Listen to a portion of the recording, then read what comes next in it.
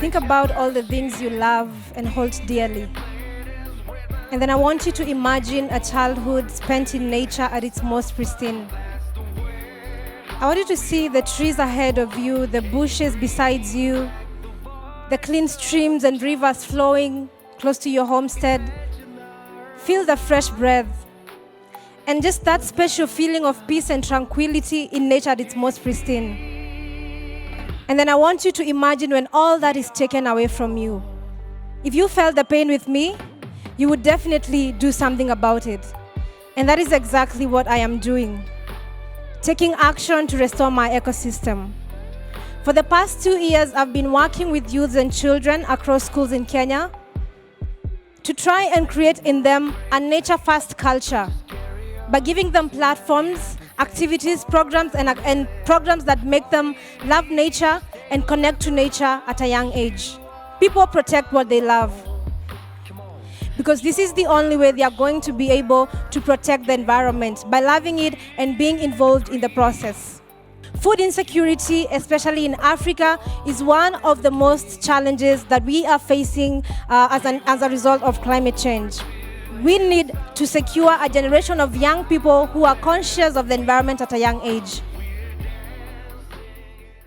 because nature is our life support system. We are one.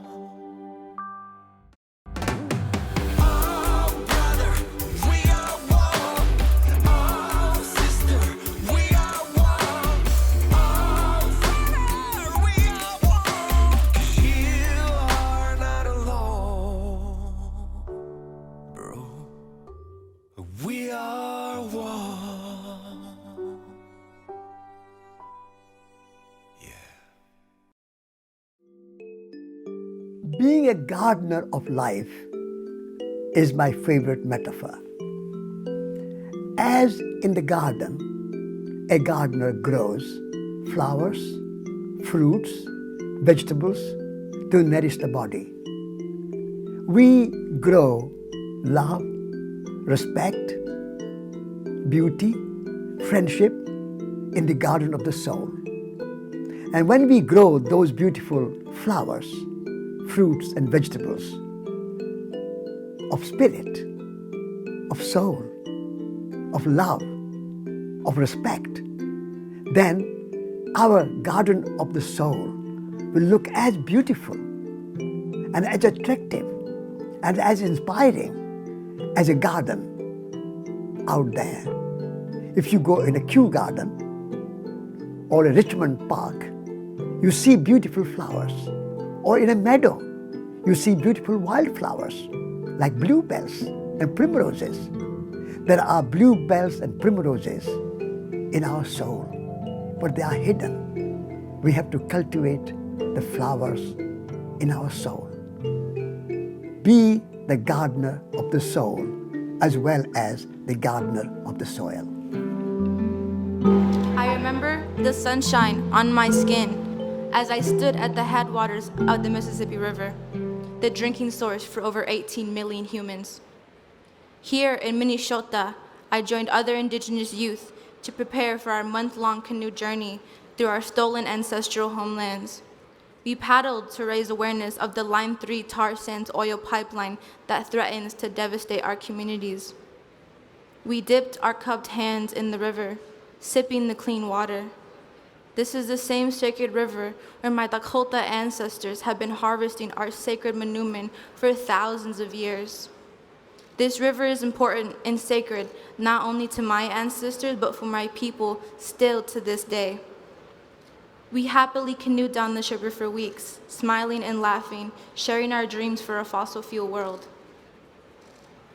Soon after, everything changed. Things were darker. The sky, the water, the air. Our group came underneath the shadow of a factory looming over our lands like a nightmare. Our sacred waters were sick, our hope melting into despair, and it was then that we took action. In a historic case against the pipeline, we came together as youth to intervene with 5 other tribes to fight for justice. Although we fought for our river, begged them to leave our waters and lands alone, to say no to the Line 3 pipeline, it wasn't enough. The pipeline was unanimously approved.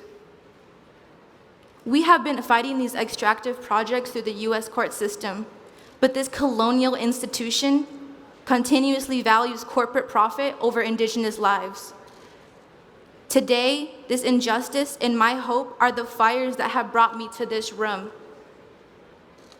Hamitakiapi, Rose Whipple-Amakiapi, Senti Hamataha. Hello, my relatives. My name is Rose Whipple, and I'm 18 years old. It is so incredibly important that we listen to indigenous people because they are suffering and their rights are being violated across the world, and they are also among the ones who are being hit the most and quickest by the climate and environmental emergency. And also they have been living in balance with nature for hundreds of years. So we have, I think, we need to listen to them because they have valuable knowledge we need in this crucial time of crisis. I'm Willie Losi, the Kingdom of Tonga. May I take this opportunity to speak on the behalf of the children of the ocean.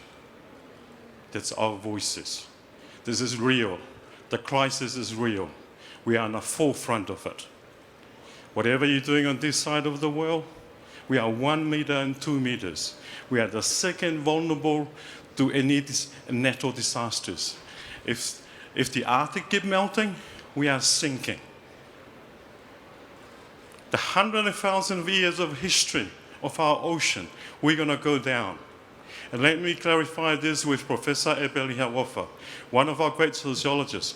The ocean does not divide us. It's uniting us. Our voice is very simple. We talk on humanity, on kindness and love. For the policy makers, we face the crisis, real crisis. It's not something that you can dreaming about. You cannot see that. I'll invite you to come to Tonga, experience the cyclone number 6. It's going to hit Tonga this year or next year. See if you may be able to see the reality of what we have.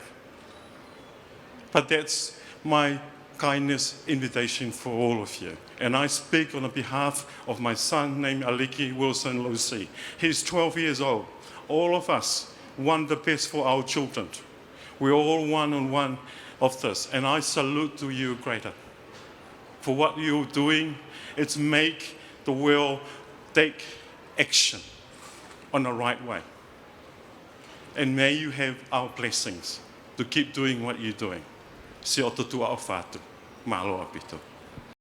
I come from the border between Brazil, Colombia, and Venezuela, where there is a mountain called Pico da Neblina that hides like some kind of metal and gold and diamonds that are estimated in $300 billion, and that were part of the campaign of our actual president, Bolsonaro, defending the minoration in indigenous territory. That is absolutely illegal. I came from a place where we deal with all kinds of traffic, human traffic, gold traffic, wood traffic. What is next?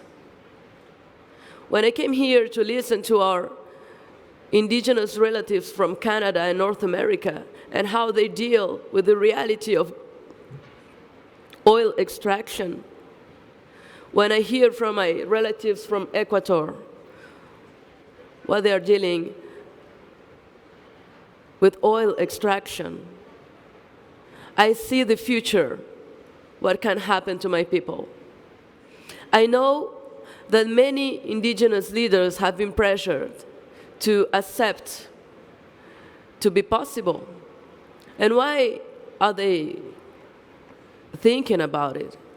It's because we deal with prostitution, alcoholism, all kinds of violences that are injected in our territories, counting with the omission of the state. And everything that we hear from our indigenous leaders from all over the world is that all the governments, they don't care. They say that they defend democracy.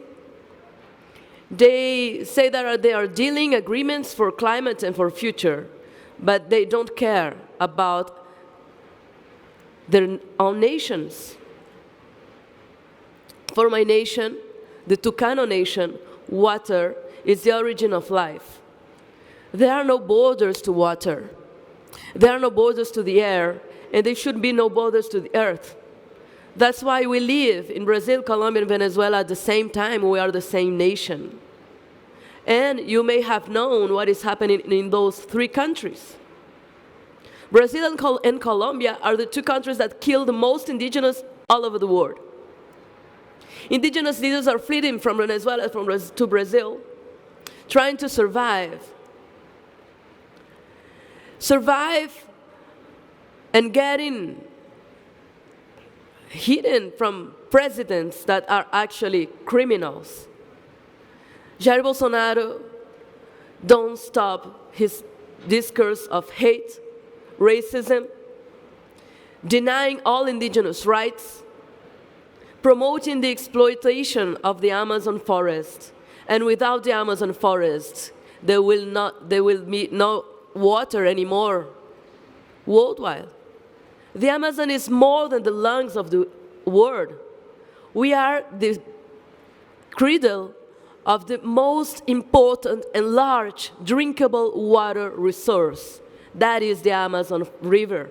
And the Amazon River is not only on the earth, it's in the sky. It goes everywhere. It goes to Africa, it goes to Asia, it goes to Oceania. There are no limits to the water. There are no limits to the air. There are no limits to the earth. Water is sacred. We are sacred because we are the defenders, the protectors of more than 80% of biodiversity in this world, and we are all indigenous of this planet. If we keep doing this, it's because we have memory. And what memory do you have? Do you belong to the earth? Do you really think you belong to this planet? So please take care of it and join this fight. Support indigenous leaders. Support indigenous women that are transmitting this knowledge to their new generations. And please educate our new generations. Climate, I get lost. Climate treaties are not enough. We need to educate the new generations. And we need everybody to join us in that. Thank you very much. But let's think about the big picture for all of us for a minute, please. All of us. We're all in this together. And everybody's got a responsibility. This is a massive cultural change we have to engage in. But it's not a diminution of lifestyle. What has happened that our children know better than a lot of their parents and adults at this point in time? We're not getting the job done.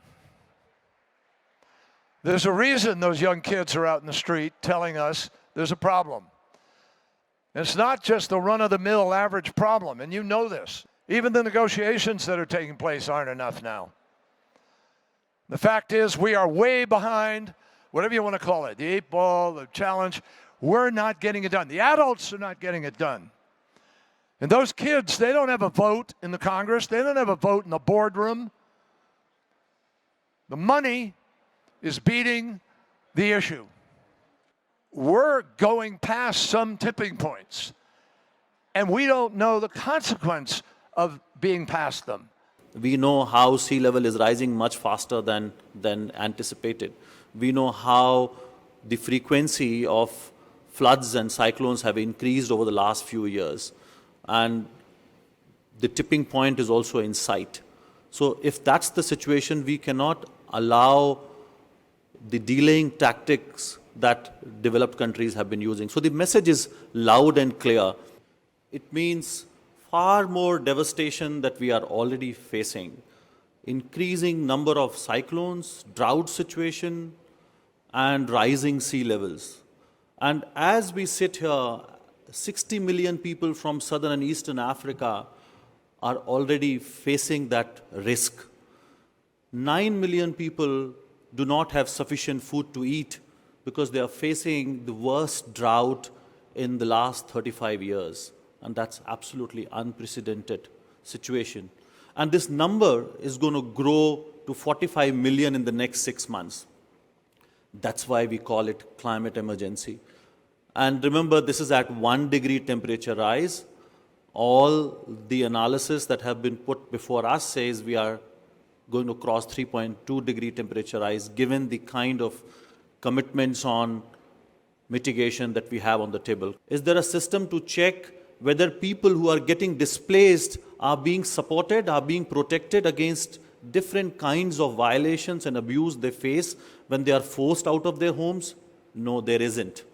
There has been some advancement on knowledge generation and coordination, but that's not enough.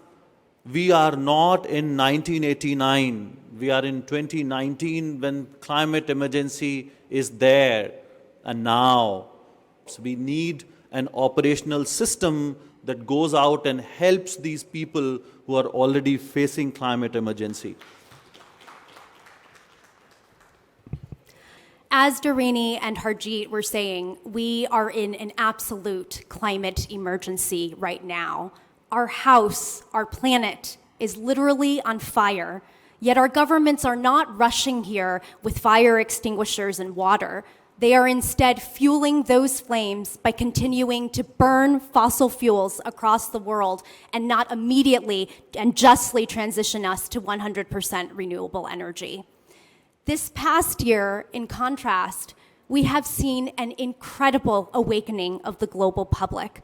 Greta Thunberg has inspired millions of people, many of whom are in this room, to take to the streets and demand real climate action. And at the same time, we are also seeing millions of people go to the streets across Latin America and the world to demand real change in their dire political and economic situations that they face.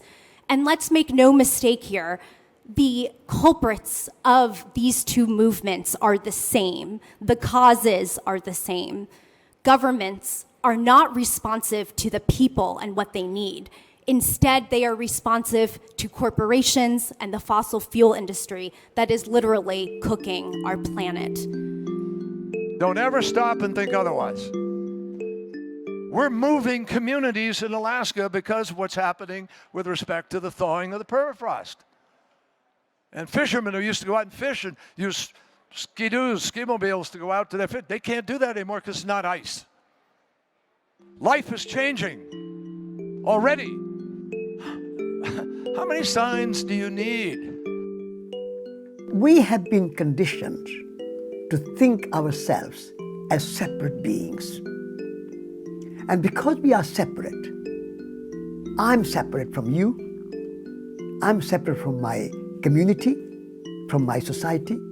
So I'm seeking my personal success, personal name, personal fame, personal power, personal control, personal status, personal success. Money for myself, my big house, my big car, me, me, me. I call it egotistical way of being. We are not separate. We are united. We are interrelated. We are interdependent. We are interconnected. Life is interconnected. The moment we realize that interconnectedness, we move from ego to eco. We have to change this one word from G to C, and we will have a revolution in our consciousness. We will realize that eco means home, the personal home, the planetary home. And therefore, rather than my success and my prestige and my status, we have to look around and say how I can be in the service of the humanity and how can I benefit all living beings, humans and other than humans. That is a journey from ego to eco. In the election that followed that April 22nd of 1970, we targeted the 12 worst votes in the United States Congress. There was a famous movie out then called The Dirty Dozen. Maybe some of you have seen it. Anyway, we labeled them the Dirty Dozen. We organized and we beat 7 of the 12. Do you know what happened? We passed the Clean Air Act, Safe Drinking Water Act, Marine Mammal Protection Act, Coastal Zone Management Act. We created the Environmental Protection Agency of our country. We didn't even have one until people said, we don't want to live this way. And the big thing that really happened was the politicians learned, uh-oh, the people are coming after me, and they actually moved. Richard Nixon, then President of the United States, spent 1,000 words of his State of the Union message trying to claim the mantle of environmentalism after all the cops and all the information, everything we know. So my friends, we have to recreate the political accountability that brought about the modern environmental movement in the first place. Yes to stopping all fossil fuel extraction now. Yes to transitioning immediately to 100% renewable energy. Yes to a transition that is absolutely fair for workers and communities who have suffered the most from the climate crisis. And as Harjeet was saying, yes to paying for the loss and damage of all the millions of people who have suffered from this climate emergency for decades, for whom this climate crisis is not an emergency of tomorrow, like many wealthy countries believe. It has been a reality they have been living for decades. So overall, we are here to demand that governments put people over profits. Asking for a future and asking for a world to live in, that is not radical. What is radical is to pretend that the cost of action is somehow greater than the cost of inaction. You know, the cost of action, the cost of doing something, is greater than the cost of our lives and greater than the cost of our futures. You know, what's really radical is to pretend that change is not within our reach. We're at tipping points, and we don't know what happens on the other side of that tipping point because it's an ecosystem. And I certainly approach it with a fundamental respect for the notion that if it's an ecosystem, everything is dependent on everything else, and we don't have all the answers. We don't know if we can come back. We don't know if we can, reverse what is happening. And what happens if Al Gore, the UN, Guterres, the UN panel, 6,000 of the world's best scientists are just dead wrong here, and me. We're all wrong. What happens if we make the decision to go ahead doing what we're doing? Well, here's the worst that happens to us. Every country becomes energy independent. We all wind up with clean energy. We are therefore better off in our security. We are better off in our health because we've eliminated particulates from the air. We have less cancer, less children hospitalized. We're not spending money on damages. We may be able to live up to our environmental responsibility and legacy to the next generations. That's the worst that happens to us. The curse of modern economy is waste and pollution. In nature, there is no waste. We have to learn from the economy of nature, what is called biomimicry. We have to copy the workings of nature.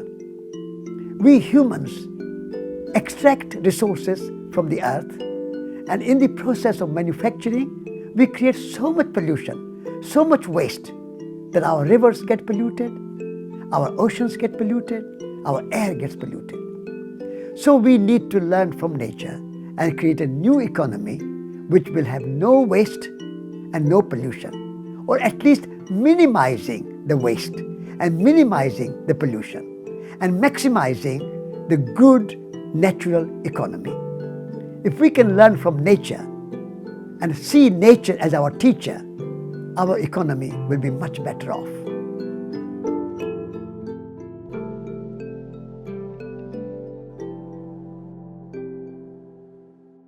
Most of my time on the IPCC was spent on the technological solutions for emissions reduction.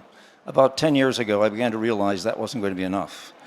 And since nature was already doing all of these, removing more than half of what we put in every year, is there any way to increase the capacity of nature to do so? And the answer is yes. our forests of the world could be absorbing twice as much carbon as they are today. Instead of absorbing a quarter of what we emit, it would be half of what we emit today. And at the same time, if we reduce our emissions, that would really work. What does that require? It requires us letting some trees grow, letting some forests grow. We talk about afforestation, reforestation, great things to do, will make a difference 70 years from now. But it is the trees that are growing now that will rapidly, in the next 10 years, remove substantial amounts of carbon dioxide. We call that process proforestation. And we have to understand that the destruction of biodiversity is not it's nice to have lots of animals and plants around. No, it's essential to the functioning of the natural systems, our forests, our wetlands, our grasslands, our oceans, the biological diversity of species, and yet, what is it, the finding that we've lost 70% of vertebrate species in the last 40, or population, 40% down, or 70% down in 40 years. We are headed in the wrong direction. We really have to take into account the role of the natural world and use our technology to reduce emissions, use the natural world to remove the carbon dioxide. We cannot wait for another decade or 2 decades to build carbon dioxide sucker-uppers that are going to take it out of the atmosphere. We have the capacity now with nature, as long as we don't keep destroying it. Relevant. Sure, I think the power of science and knowledge is that it gives us, explains the problem, but also gives us a clear sightline to what the solution is, cutting our emissions as quickly and as deeply as possible. So absolutely, we need to do this in the schools from a very young age, but I would say, unfortunately, we need to shake a lot of adults out of the stupor they're in, sort of in this business as usual way in which we're operating. So this kind of knowledge and education is important right down the line from kids up. I've actually been very impressed with young children today who are going out and seeking that knowledge. And it's again really upsetting to see science get politicized in some contexts so that people don't have access to the right information. In terms of what we can do, obviously we have to go after this deeply, every one of us, and then as countries. We need to do both, though. I would say we need to make really conscious choices in our daily lives, how we drive our transport, what we eat, all those kinds of things. But make no mistake, without significant action from national governments, we are not going to meet our climate goals. So it's both and we have to keep the pressure on our political leaders. Let's be clear. We're no longer talking about climate change. The climate has changed. These young women here were born into a different climate than I was born into. And they will see a different climate than I will live long enough to see.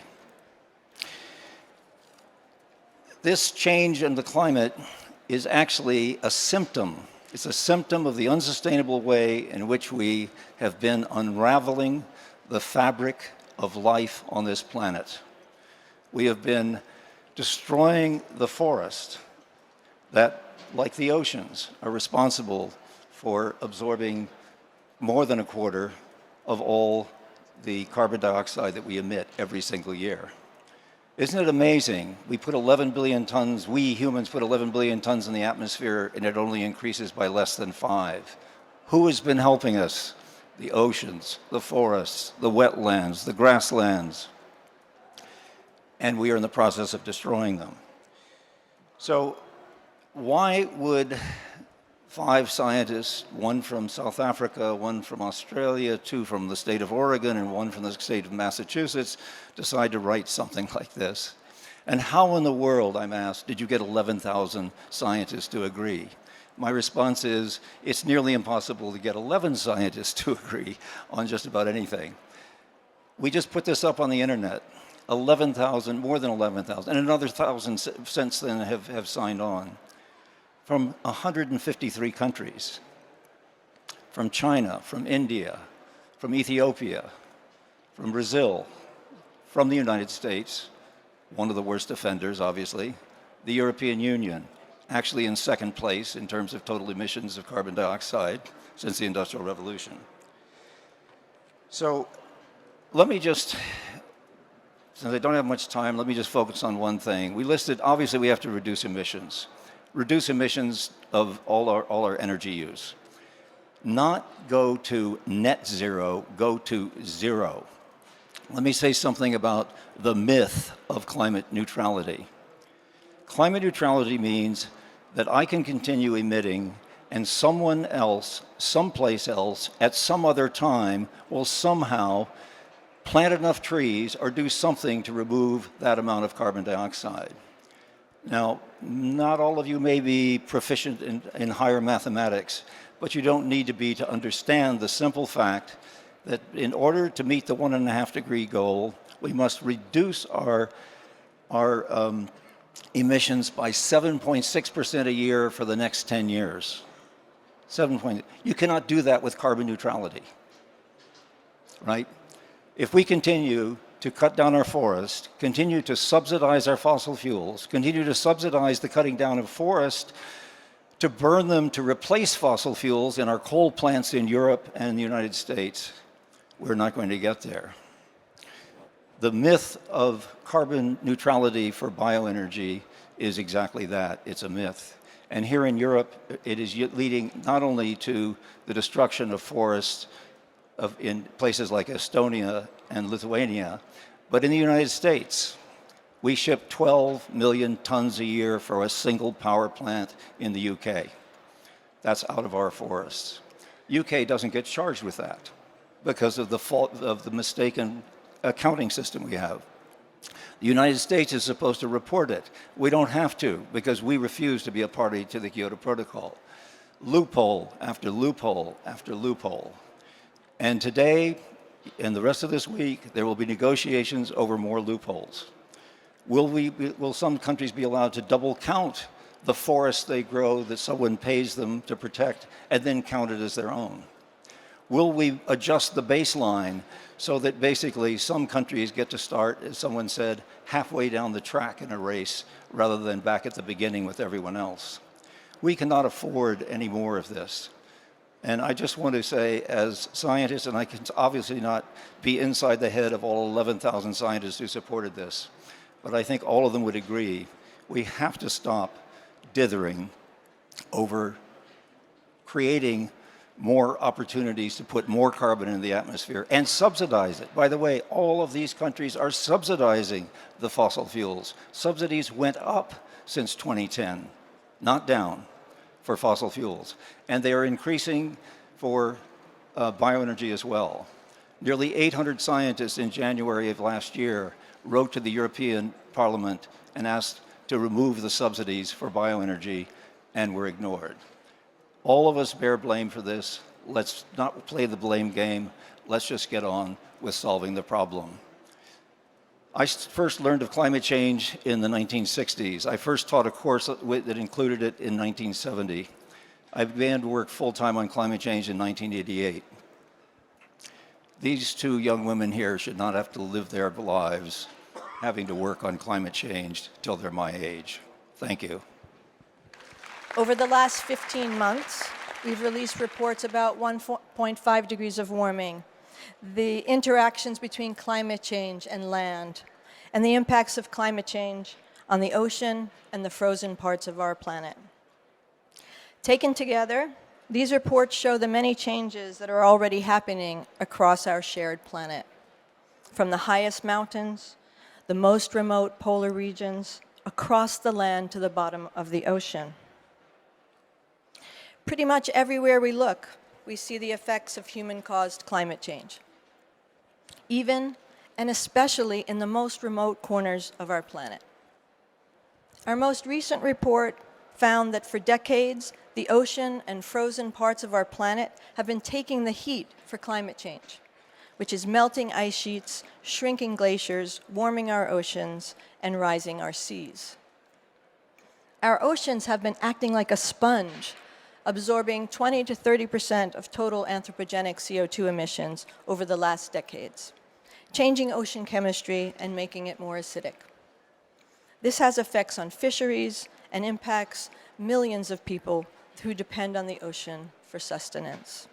On this podium, in the audience, across the globe, youth movements have catapulted the science-based conversation forward.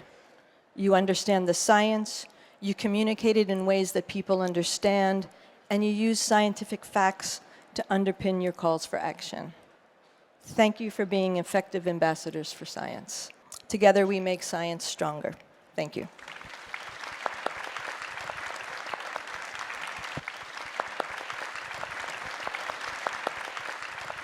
And in fact, if we decided not to worry about climate change at all, if we didn't bother about greenhouse gases whatsoever, and we just continued to dig up fossil fuels and burn them, and to leak methane from pipelines, if we did nothing at all to stop climate change, best estimate is that the world, as we released more and more greenhouse gases, would warm maybe 5 degrees or so.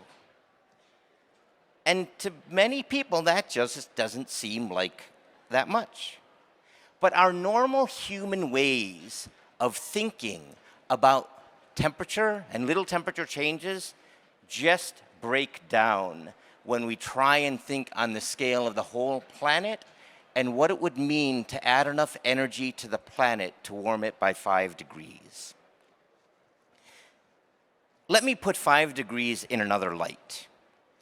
When the Earth was in the depths of the last ice age, when there were sheets of ice 2 kilometers, 3 kilometers, 4 kilometers thick over large portions of the world where there are now major cities with huge populations, and when coastlines were tens of kilometers or hundreds of kilometers from where they are now, the world was only about 5 degrees colder than it is now. That's right, the temperature only had to warm by about 5 degrees, just nudge up by 5 degrees to come out of that frigid state, to melt those several kilometer thick ice sheets, to rearrange ecosystems across continents, to drive some species extinct and to allow others to emerge. It, in fact, transformed the surface of the Earth to warm by just 5 degrees. And anyone who thinks that we know what it will be like, in fact, that we know well enough to predict the costs of allowing that to happen, and who can decide, oh, we can afford that, or decide on behalf of others that they can afford that as it happens, that's not science. That's looking at an existential risk to humankind and deciding to take a gamble. That's madness. The richest 10% gets more than half of the world's income each year and causes more than half of the world's pollution each year. But emissions all around the world, not just among that 10%, needs to get to zero. We're in this together, we're fighting a common battle, and that we're helping each other. Of course, there are many things you can do in your everyday life to reduce your own ecological footprint, but especially to inform yourself and inform others, because right now the gap of the lack of information, the lack of knowledge is so big, and we need to fill that gap. So we need to spread the information, and we need to spread awareness, and we need to start treating this crisis like a crisis. And you can be a part of that, not only as an individual, but also as a small part of a big movement to just put pressure on people in power.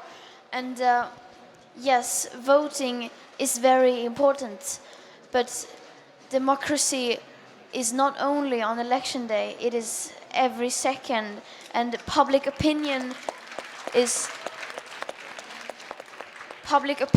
what runs the free world. So we cannot just sit here and say, oh, I will just wait for election day. You have to do something today, because as a democratic citizen, that is your responsibility. Remember what Jefferson tells us. Remember, media, this is particularly directed to you, that democracy is no damn good unless we have an informed electorate. And that means the very high developed media as well.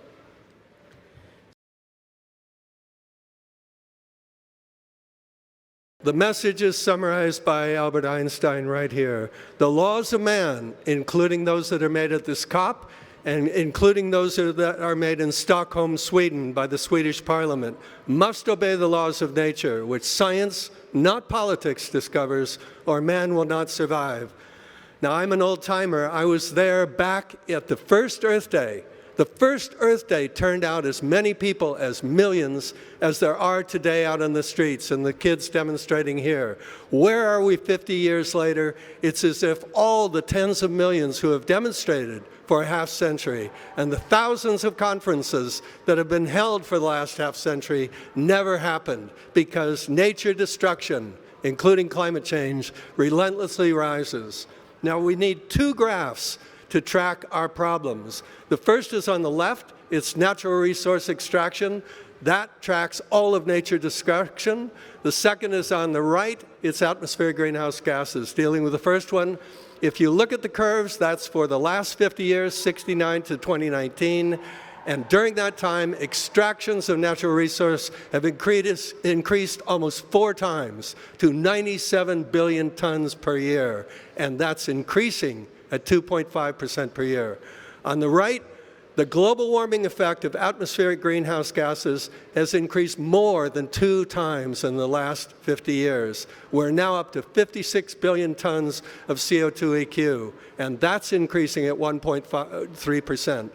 Now listen to the next 35 years. The next 35 years of natural resource extractions and fossil fuel emissions is set by science to equal the last 300,000 years. And that's the whole time of the Homo sapiens species.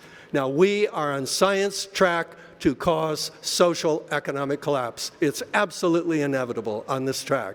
Now how do we prevent it? Here are the graphs we have to deal with. Those are the same two, but now blown up for you. On the left are the natural resource extractions of fossil fuels, minerals, metals, and biomass. This does not include soil loss, which is 20 billion tons and more annually. It does not include water, fresh water. On the right, those are CO2 emissions, CH4, and all of the others. That graph has to go absolutely flat, which means that all emissions stop or will never stabilize temperature. We're now at 1.1. If we went level, we would still be at 101. It would take a long time for it to go down. On the left there, we have to drop extractions by approximately 1/2 by 2050. Now here is sustainable development. IRP, the International Resource Panel, has stated that if we want to sustain, we have this agreement that we must satisfy present generations' needs, but we cannot compromise the needs of future generations for natural resources, for nature out of which every one of us, all our products and life are made. Now, the science limit from IRP is that resource consumption, natural resource consumption, including imports, exports, and so on, has got to go down to 7 tons per capita per year by 2050. Now, to use the example of Sweden, Sweden currently is consuming a whopping 24 tons of emissions. That's far over the limit. And Sweden is increasing 2% per year in its consumption. Now, it has to decrease consumption 4% per year by law now in order to stay within the science limit. That's a constant reduction. Now, how do we solve the climate stabilization problem? Well, as you all know, UNFCCC's objective is to stabilize atmospheric greenhouse gas concentrations in the atmosphere so that we do not exceed 1.5 or 2C. Now, how do we do that? IPCC, who is, of course, our science expert, has stated that the CO2 emission limit is 117 tons per capita for 2C and a very, very small 32 tons for 1.5C, right? So Sweden again, for example, emits 7 tons. So they're going to ramp right through that 32 tons in just a couple of years, right? So this is far over the limit. Sweden is increasing its emissions. It's not decreasing. Therefore, Sweden should reduce, to be on track, to be within the science limits, CO2 6% for 2C and 21%, a whopping 21% for 1.5C per year now by law. Some of you can hear those kids chanting out there. They should be chanting these slogans right now. Now look at the comparison. Here's the comparison. Here are the signs that should be out there for all 197 nations. Can you imagine 197 kids, each armed with a sign for their own nation? Because we don't have equal emissions, and therefore it's unworkable to have one size fits all. On the left, you see the Science Academy president of Sweden. He's behind this project. On the right, you see the Science Academy president of Tanzania. She's the first woman doctor in Tanzania.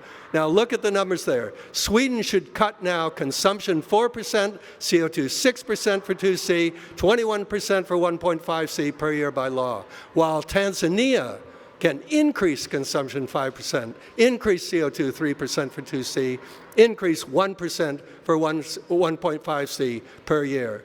Now look at these details. You can go to the web, by the way, please do. Birgit has put up 197 nations statistics, all the science from the top UN divisions. We've just assembled it together, but it really shows you why for a 197 nation agreement, we cannot use one size fits all.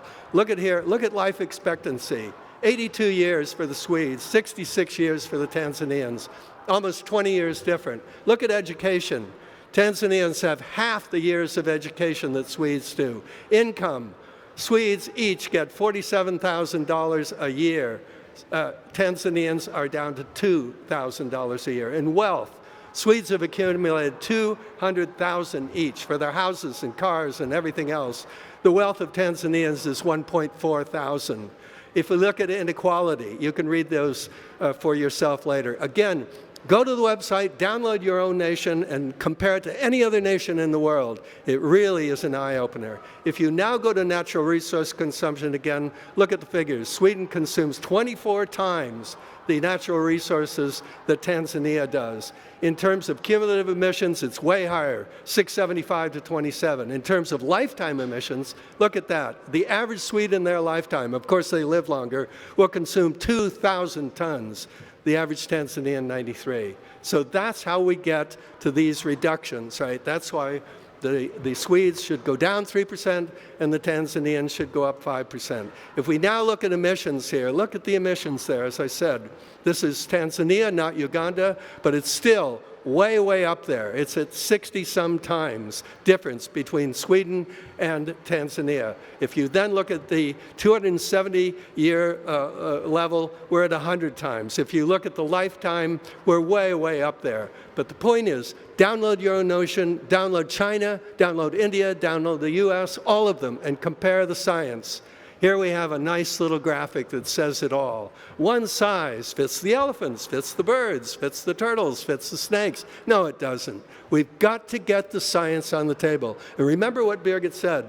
This is the first time in 25 years, and the only time that anyone at all these COPs has presented the science for the 197 nation parties that have to make the agreement. That's really like you'd want to make a fishing agreement, right? But you hide what everyone's fishing. You have all these little fishermen over there, but no one knows how many fish they're catching. And now you try to make an agreement. That's really, really crazy. Now again, look at this science for this 1.5C cut, that we must do 7.6% per year as a global average. This is politicized science from a policymaker summary. IPCC does great, great, great science, right, in their 1,000 pages. But when it goes to the summary, which not only politicians, but all the journalists and everyone else reads, the politicians go through that line by line, word by word, and change it. We have to watch out for that. Now also, the 7.6% per year is a one-cut-fits-all. That's what's wrong with it. We can't apply that. Each country has its own scientists. They know what's going on, China, India, and so on. They won't stand for it. Now, more to the point, this 1.5 definition is with overshoot. Who knows whether we'll ever come back down? And it includes billions of tons of negative emissions, which science says we probably can't do, at least now, from what we know. And last, it includes massive cuts in either consumption or population, all added into that. Now let's go to the Sustainable Development Goals, which you all know about. 17 wonderful, wonderful, wonderful goals. They were determined by politicians, not by scientists. They're very good goals, but this was in consultation with millions of people who said the future that they want. These are wanted development goals. They are not sustainable development goals. And more to the point, look at all this: wiping out poverty, hunger, fresh water, health supplies, education. All of those take products. That means that we're extracting more and more and more natural resources out of the ground to satisfy the 17 goals, right? And then if you look at the one on sustainable consumption and production, the only number in that is not the one I gave you, 7 tons by 2050 limited consumption. The number in there is that we are to half food waste. Food waste. All of food waste is 1.4% of 97 billion tons globally, right? 1.4%. If we half that by 2030, that's 0.7%. It's not even talking about. Furthermore, they often talk about reducing plastic pollution. Do you know if we reduced all of plastic pollution, it is 1/12,000th of 97 billion tons that we're ripping out of the earth every year. That's not to say that these shouldn't be done, but they are not significant amounts. Now, remember that the Chairman Lee of IPCC warned us 3 times, not once, but 3 times, against adaptation. We humans can only adapt so far, and then we're finished. We're a biological species. Don't forget that. So what's going to happen with both climate change and natural resource extraction is that very, very soon we're going into massive food shortages, massive fresh water shortages, massive essential resource shortages of everything, metals, minerals, biomass, and so forth. And this is going to cause billions of desperate refugees everywhere, in Latin America, in Asia, in Africa. And we in Europe and North America can't imagine that we have a strong enough military that we're going to protect ourselves against the billions who are desperate for food and water and so on. So we got to stop it now. Now back here, Esther's now going to remind you, the Science Academy president of Tanzania, that no flying, if everybody on the planet gave up flying, and remember, how many Tanzanians fly? Not very many. But the point is that global aviation total is 1.5% of global greenhouse gases. So if everyone gave up flying, we would only save 1.5%. If everyone went on the maximum low-meat diet, and remember in Tanzania and elsewhere in Africa, you can't grow vegetables. It's very arid, you have to have grazing animals. The point is, on a global average, if we gave up meat to the max globally, we would save about 7% of global greenhouse gases. Now we're up to 8.5%. Let's all do those things, but put it into one national total that we all have to reduce equitably and by what we are causing, and that'll do it. Remember, go to Our Future Uncompromised and you can find all these numbers and all the science. Now, how do we solve the problem? The first thing is we listen to Albert Einstein. The Earth is a closed mass system. We get in free sunlight. So the first thing that Albert Einstein tells us that we've got to do to survive and sustain is that we've got to extract the fewest natural resource possible. And that's minus mass, right? We get free energy, but we got to cut down on the mass, right? And we got to do it by law. So that means not only do we have to keep coal in the ground, we have to keep metals in the ground, we have to keep minerals in the ground, and so on. And of course, we can't use the fossil fuels. The second rule is we've got to make the very best products, and that means no fossil fuel products. They are the dead worst. The next is that we have to make them last. That's spreading it out in time. Every product that we make, everything we dug out of the ground and make into a car or a motorcycle or a seat or a table or a clothing, we've got to make it last. That's the law of physics. The next thing is we've got to share it. If we share everything, then that creates a larger utility for things. So now we're sharing bicycles and scooters and so forth. We've got to share more and more and more things. That will really spread out the utility of our resources. And last, we've got to do cyclical products. Guess how much total global recycling is? If you take something, you recycle it, and it ends up back in a new product, how much are we doing in global recycling? 0.7%. Less than 1% globally is recycled back into a new product. So we got to get real. The last idea is that we should definitely consider reducing population. But the question is, who should we start with? If you reduced one child in Sweden, just one child in Sweden in population, it would be the equivalent of 46 Tanzanians in terms of emissions, right? So if our goal is to stop the destruction of the planet, of the natural resources, we should look to all of us. I'm from the USA. Start with our children because they are the biggest whack on the resources, which are the biggest problem. Now, look at this photograph. It's really important. How many products do you see in the photograph? There's actually one. The boy is wearing glasses. The point is a message from Mark Zuckerberg from Facebook and all the famous psychologists and psychiatrists that he has working for him. He's going to tell you that for 300,000-year-old human beings on Facebook and everywhere, happiness is first, other human beings. Why do you call it Facebook? Because you want to look at the Facebook faces of other human beings. The second is activities, making love or swimming. The third is nature, clean water, all of the beauties of nature out there. Just remember that. We can be happy with all these products. Mark Zuckerberg knows it, Facebook knows it, Apple knows it, Amazon knows it, and so on. They trick us into buying products by showing us beautiful people, beautiful activities, and beautiful nature. So it can be easy in the sense of giving up products. Now, the last issue is cost. Hashtag, how much do you love me, Mom and Dad, right? This is a killer. Go back to World War II, go to any war around the world where you're up against an enemy who's going to destroy you. We all will spend 50% of GDP and more for victory in war. Now, guess what? Even in the very rich countries like the UK and so on, they are considering, they're not spending now, but they are considering spending 1% of their GDP. Now, 1% of GDP happens to be the cost of a cup of coffee per person per day from Starbucks. Now, imagine that the future is only worth a Starbucks cup of coffee.